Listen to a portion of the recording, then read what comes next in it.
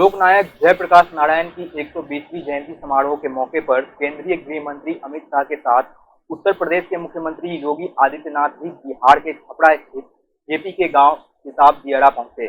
उत्तर प्रदेश के मुख्यमंत्री योगी आदित्यनाथ ने भारत सरकार की ओर से बनाए गए जेपी स्मृति स्मारक में जयप्रकाश नारायण के 14 फीट प्रतिमा का केंद्रीय गृह मंत्री अमित शाह के साथ अनावरण किया।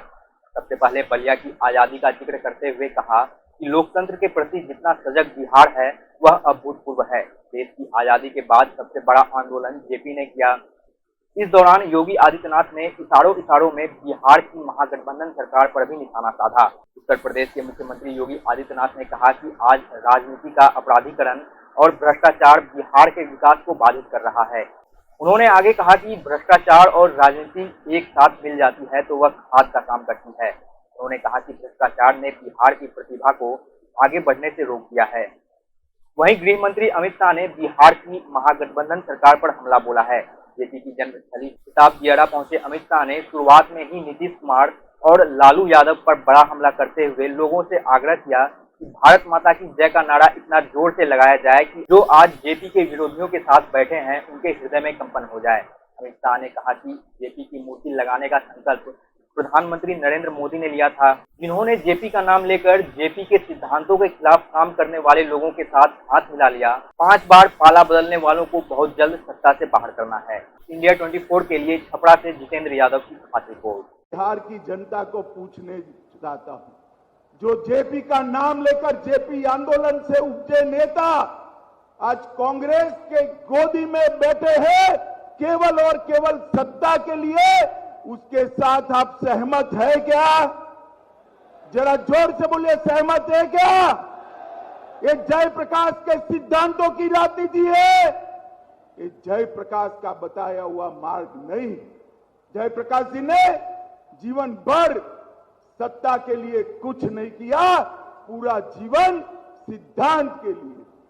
और आज 5-5 बार सत्ता के लिए पाला बदलने वाले लोग बिहार के मुख्यमंत्री बनकर बैठे हैं। बिहार की जनता को तय करना है कि जयप्रकाश के दिखाए हुए रास्ते पर चलने वाली नरेंद्र मोदी के नेतृत्व वाली भारतीय जनता पार्टी चाहिए या जयप्रकाश के रास्ते से भटककर सत्ता के लिए समाधान करने वाली एक गठजोड़ की सरकार चाहिए।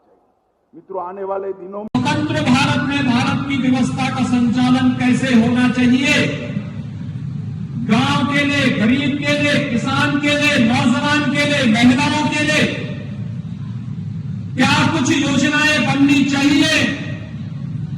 भले ही उस समय की सरकार ने कुछ कार्य किया हो और योजना बनाने में विफल नहीं हो, लेकिन सरकार से बाहर रह करके जिन महापुरुषों ने इन पर स्वस्थ चिंतन को आगे बढ़ाया था, लोकनायक जयप्रकाश नारायण जी और पंडित दीनदयाल उपाध्याय जी, डॉक्टर राम मनोहर लोहिया जी जैसे महापुरुष उस समय भी इस क्रांति की लोगों को स्वतंत्र भारत के अंदर अपने चिंतन के माध्यम से आगे बढ़ाने का कार्य कर रहे थे। और इसी यही कारण था इस देश के अंदर जब आजादी के उन सभी योद्धाओं ने स्वतंत्र भारत में भारत की व्यवस्था कैसे होनी चाहिए, एक स्वस्थ संसदीय प्रणाली को अपनाया था। लेकिन सत्ता मोह में उस समय की सरकार इस कदर आंखों में पट्टी बांध चुकी थी कि एक समय उसने लोकतंत्र को भी कुचलने का कार्य किया। और जब लोकतंत्र को कुचलने का कार्य किया तो आखिर बिहार शांत कैसे बैठ सकता था। आप सब जानते हैं, जब आजादी की लड़ाई चल रही थी, भारत आजाद हुआ 1947 में, लेकिन बलिया ने अपने आप को आजाद घोषित कर दिया था 1942 में ही। हम सब ये जानते हैं, राष्ट्रपिता महात्मा गांधी के चंपारण आंदोलन को गति दी थी यही बिहार की धरती ने।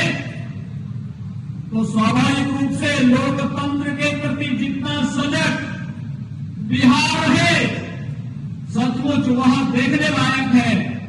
और इसीलिए लोकतंत्र को उस समय कुचलने का जो कुत्सित प्रयास हो रहा था, लोकनायक जयप्रकाश नारायण जी के नेतृत्व में उस समय लोकतंत्र को बचाने के लिए जो आंदोलन प्रारंभ हुआ था वह भूतपूर्व था। देश की आजादी के बाद इतना बड़ा सशक्त आंदोलन जिसने तत्कालीन सरकार को घुटना टेकने के लिए मजबूर कर दिया था, जनता जागरण की अदालत में उस सरकार को जाना पड़ा था।